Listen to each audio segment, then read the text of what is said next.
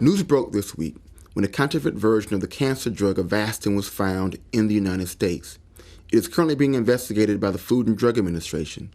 We sat down with Dr. Amy Grimsley, a faculty member in the Department of Pharmacy Practice at Mercer University, who specializes in pharmacy oncology, and asked her the implications of this matter and what cancer patients can do to protect themselves. Cancer medications can be very significant for cancer patients. There are typically 3 settings in which chemotherapy or cancer drugs are given to cancer patients. They can be given as their primary treatment for the cancer to cure it. It can be given as a secondary treatment, meaning they had surgery to actually remove the cancer. Now they're getting chemotherapy to prevent the actual cancer from coming back.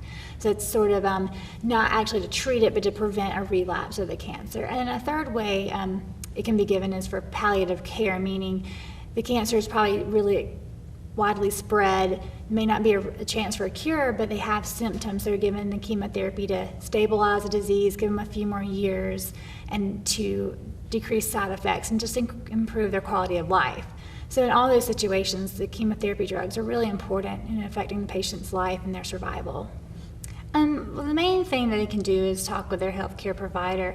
Fortunately, here in America, there's less than 1% of counterfeit drugs in America. In other undeveloped countries, it can be as high as 30%. And usually these drugs that are counterfeit are coming in from foreign countries.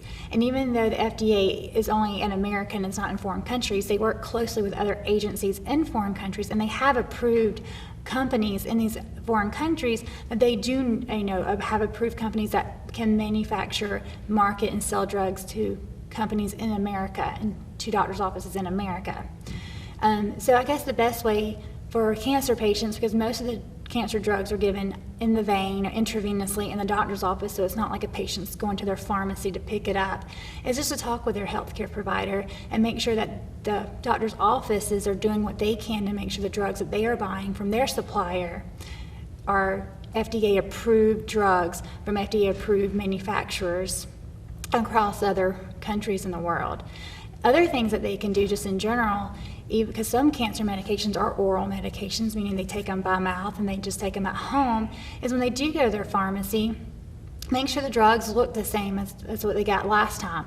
Make sure the color is the same, the size, that it all looks very similar. If they notice anything that doesn't look the same, always ask their pharmacist, this doesn't look like it did last time. Is this the right thing? They can also make sure that they don't buy drugs over the internet. A lot of internet pharmacies are not verified internet pharmacies. And then they usually get their drugs, over 50% of the drugs sold over the internet are counterfeit.